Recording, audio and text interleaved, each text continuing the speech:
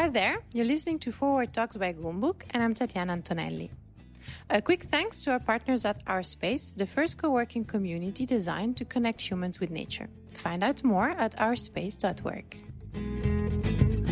So last week, we published our 10th episode of Forward Talks, and it's already been an exciting and fulfilling journey.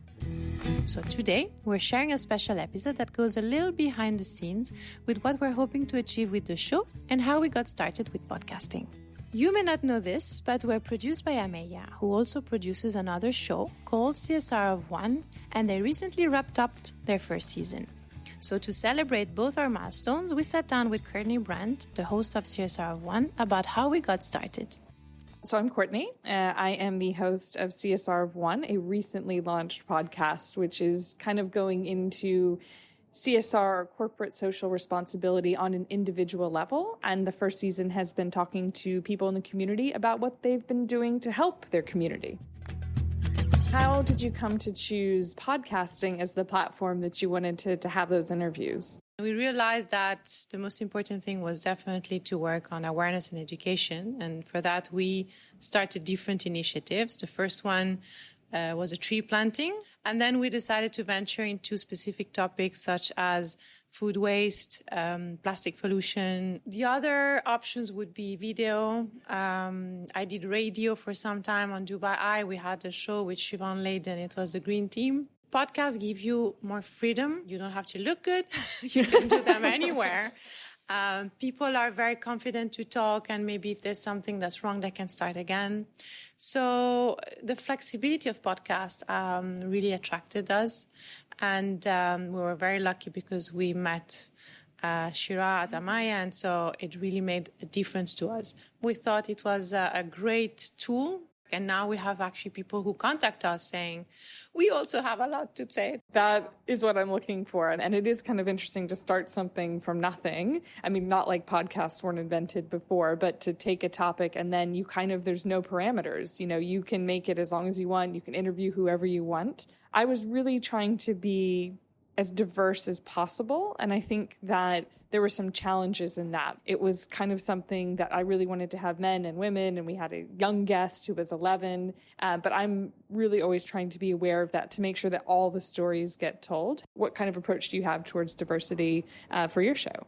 Same thing. We try to always have men, women. We want to have the smallest business and the startup up to government.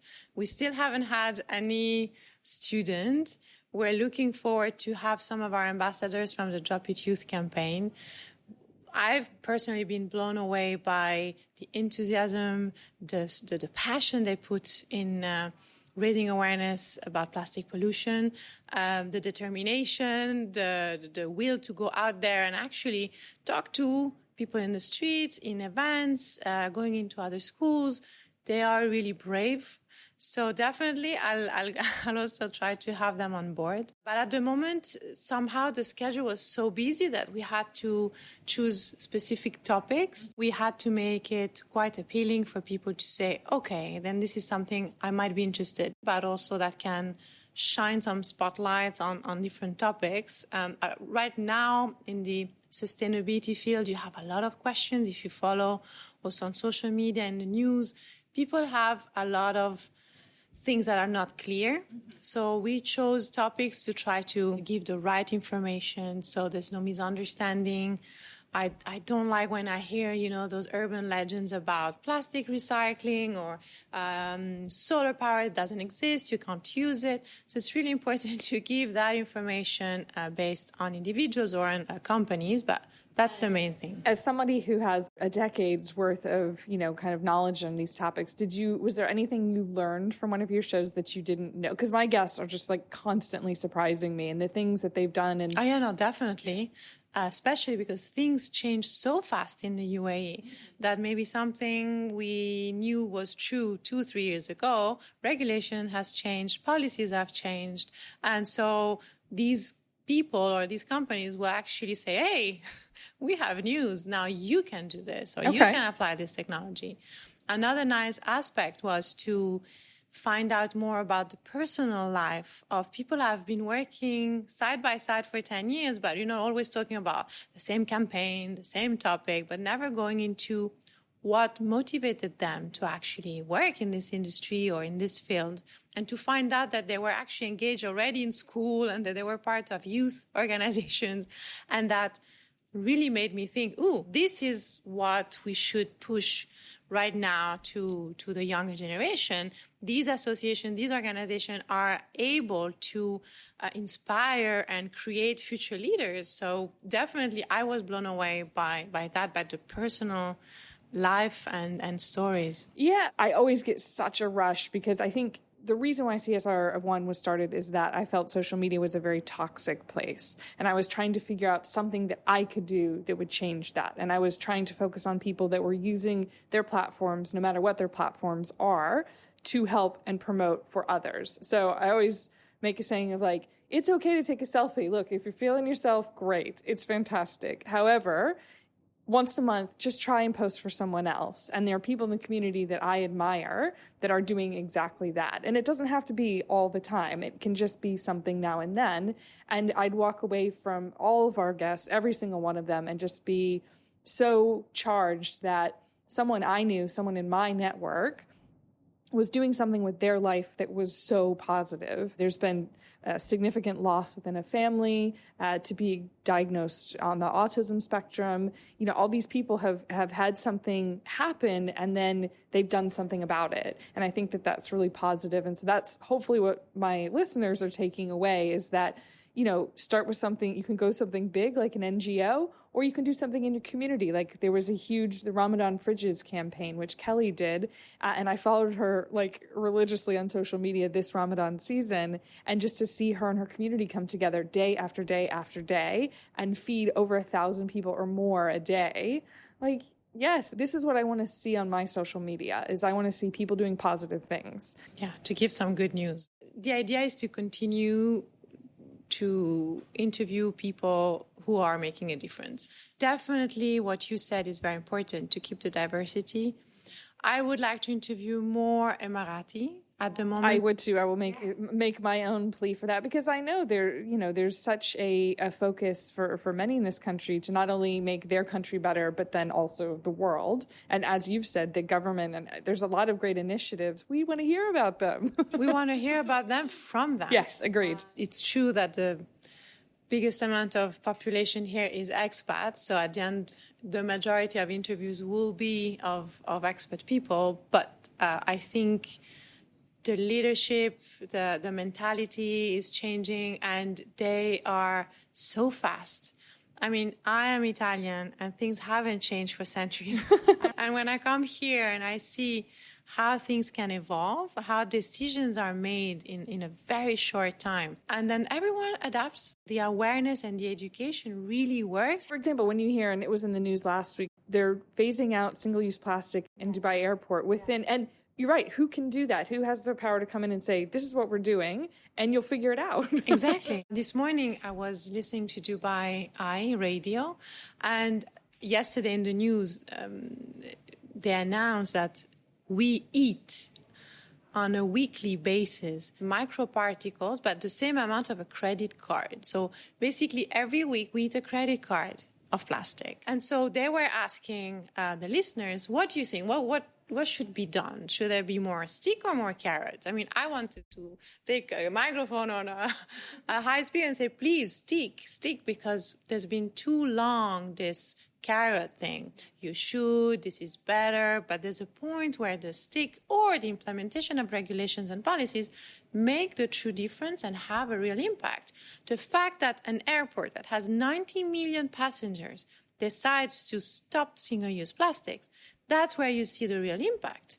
And there's no carrot that can actually do the same. And if Dubai Airport has started this, then I'm very happy because it means this is going to be the beginning of a long series of companies, corporations, government entities that are going to start changing things around single-use plastic. Yeah, and follow that lead. And, everyone had to make a decision that they wanted to be on board with this. And I think there's we're very fortunate in the Emirates to have a lot of leaders who are in the right positions to make that change.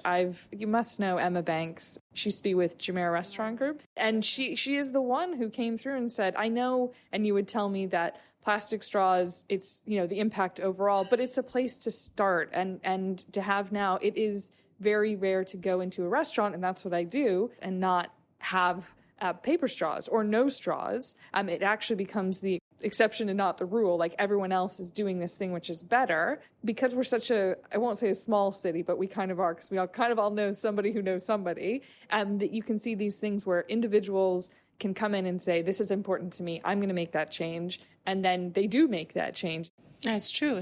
And you have a few people that have decided to lead the way within their companies, within banks or within hotel groups.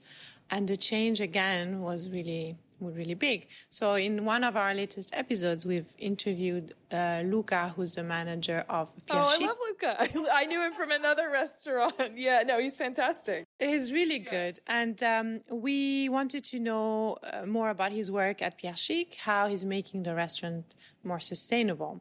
And he immediately mentioned Emma Banks, saying, when you have a leader within your company, she will support. It made a huge difference. And apparently the whole team there was really motivated. I went to a new restaurant last night, and the gentleman, the GM, he's working really hard to say, okay, right, so if you're at the bar and you have these limes that you use, instead of throwing them out, let's figure out how those can be used for a later part of the kitchen process or whatever. And actually, I think, and this is from another interview we had recently, where we're talking about the future of sustainability practitioners, CSR practitioners. Maybe we won't need them anymore because somehow this will be embedded in the way you work, in the way you lead.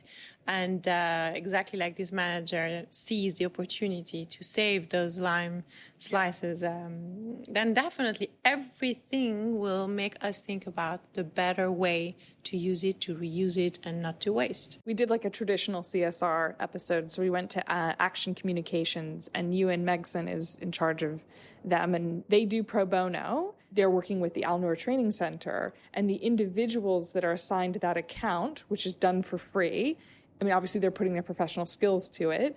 That's a big impact on them, not only professionally, but then personally, because they're seeing like, oh, if I do this work and I help this organization, look at how many more people, how many more children get tuition or how many more kids get help or skills or whatever it is. I'd like to have that kind of bigger conversation to say, well, I don't think CSR should be mandatory. I do think that when it's done the right way, it can have such an impact on an organization. And right now that seems more difficult to find. I've worked here for 13 years, and I can't say that at any of the jobs I had over the past 13 years that anybody was doing meaningful. I did a mentorship program at NYU Abu Dhabi, but there wasn't anything like on a campus-wide scale that I felt a connection to. And so I don't know if maybe that's, as you said, for the future, that we don't have to talk about sustainability because you just grow up, as you said, the education piece, that if I'm a kid and I'm 5 years old, that I know from the very beginning, this is what I do with my food waste. This is what I do with my plastics. Why are we not going to find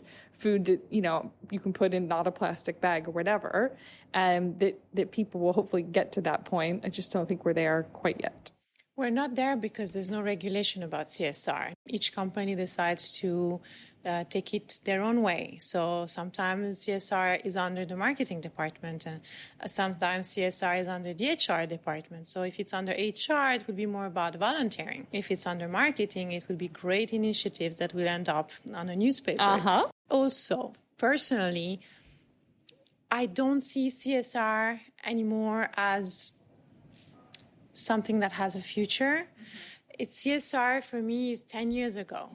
Nowadays, I would like to see companies really applying sustainability and embed it in their business strategy, not only as something external, but something that they breathe and they eat and they share. Mm-hmm. It's part of the culture. Yeah, I mean, from the supply chain to the way they treat people who work from them to the way they're going to sell their products or services, they should definitely embed sustainability. CSR is a small portion, very hard to measure, very hard to bring long term. So sustainability, if hopefully also led under the Sustainable Development Goals, could definitely bring companies further down the route of real, true sustainability, which hopefully in 20 years won't be sustainability anymore. It will be just being a good and responsible business. The same way we were talking before about personal social responsibility. What are we doing as individuals every single day? We can't continue to say, the government doesn't give me this, my company doesn't give me this, the shop doesn't give me this. Well, you need to act, and it's valid for individuals and for companies and for governments. One of the most impactful things I've heard this season was, so when you go to the store, they're giving you a bag. That's not it. You're taking the bag. It's like when I go to the store, there's always something in my car that I never really, whenever possible, I never take a plastic bag because the choice is not the store's. As you said, the impact is on me, the individual. I don't need that bag. I don't need to take it. But if I accept it, now I'm part of the problem. So as you said, like it comes from the individual and it has to, and education is a big part of that. So when you're going to the store, wherever you're going, do we have the bag? Oh my gosh, it's like an easy question. Do we have the jute bag or whatever it is? And then the education at the store to not put one individual item into one individual bag. You know, that has to happen as well. But it's a partnership. Yeah, like you really have to take it on. So in CSR of one, knowing that we all are kind of our own brand in a way, and the people that are in your network, I don't think you know how far sometimes something can go. And I think, what's the marketing kind of statistic that you have to hear something 11 times, see or hear something 11 times for it actually to trigger in your mind? No, it's true. And actually, imagine the frustration when after so many years of asking people not to use plastic, people come to you and say, you know what I found out yesterday from someone else? That plastic is not good. I'm like, come on, I've been telling you that for 5 years. But also I think one of the biggest challenges in the UAE is that the population is transient. So you might work hard into the awareness and the education, and you think you've done it, it's all over, you've distributed leaflets, it's online, you've done speeches and speeches. But yeah, sorry, 2-3 million people have left, and you have 2-3 new more million people. So it's like, okay, let's start all over again. And this is also why I think podcasts are really good, because they're there and you can listen to them all the time. It's not like an article on a newspaper. People read it and then it's gone forever. Nobody will go and look for it again. But the communication and here, all the information is always immediate. It's, as you said, social media, and sometimes 90% of the information on social media is wrong, is misleading. So I got really tired of having to be the nasty Tatiana online that says, no, by the way, it's actually like this. Yeah. People don't like that. It's a good point. I think if there was a platform where especially organizations could say, we want to start this up, we want to integrate this into our workforce, then how do we get started? Who's licensed? How do we do this in a way where it has the most impact on the community, on the organization itself. And then, whether it's once a month, once a year, twice a year, whatever works for them, 1 hour, however they decide to get that out there, that it needs to be a part of the overall culture, as opposed to just like, oh yeah, we got to do some volunteering. No, come together, make a decision about why you want to do that, why it's important to all of you, get buy-in from everybody, and then go through the correct channels to make that happen. You said the perfect right word, which is culture. And this is where we all need to work on as companies, and it starts from the leadership, the top management. If they see it, if they understand it, then it's done. The company will change. So another thing would be to do more training. The good thing, and this is something I found out recently, the government actually now has different entities that are trying to push sustainable development goals. You have, a lot of help, free help, and they provide training and they provide conferences and events for people to understand how to make these changes. But again, the information is not out there. What sort of impact have you seen in the community? What sort of response? What sort of, have people done actionable things from listening to your podcast? Somehow on social media, on LinkedIn, people are very active. They like to listen to the podcast, but they don't leave feedback or comments. But the good thing, and that's where I was very happy, is that the people we interviewed came back to us saying, oh, you can't imagine how many calls I got, how much interest. And they actually, a couple of them signed MOUs with big companies because they were able to communicate on their solutions. Mm-hmm. So that for me was the happiest moment where I thought, oh, even if it's just one, that's already amazing. It's so much, food diverted from landfill or, solar energy instead of fossil fuels. So that for me is great. I can't measure it, but I know it's happening. And so that already in less than 10 episodes makes me really happy. It's like you said, it's really difficult to measure it exactly, but just to share some of the stories that people have told me or have been on the podcast and to bring awareness to some of them. And then to kind of use that platform to get the next guest for season 2. So we're kind of already looking into that and all the diversity and stories that we haven't told yet. I've got my food thing. I'm an author, but I'm actually way more proud to lead right now with the CSR stuff because I want people to be thinking about this. So I'd say there's obviously an individual impact for me, but then to share the stories outside that people didn't know before. And now I can say, well, did you know about this? Did you know that this exists? And here's a way you can help them. You can find out more about the show by searching for CSR of One in your favorite podcast player or visiting their website, amelia.fm/CSR of One. They've just wrapped up their first season and will be back in the summer. It's an inspiring show that really highlights how much change we can make as individuals. I really hope you enjoyed this episode and got to learn a little bit more about us at Goumbook and some of the behind the scenes with Forward Talks and what we've coming up. As we head into the summer, we'll be publishing every other week, not every week, and return to a weekly schedule in September. So now's a good time to catch up on our previous episodes in your favorite player or on our website, goumbook.com. Thank you so much for listening, and we'll see you with a new guest on July 9th.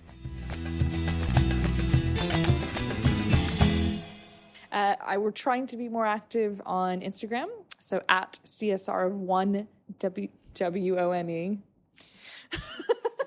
I was thinking, wow, she's so good, she doesn't read anything. And I'm like, And there we go.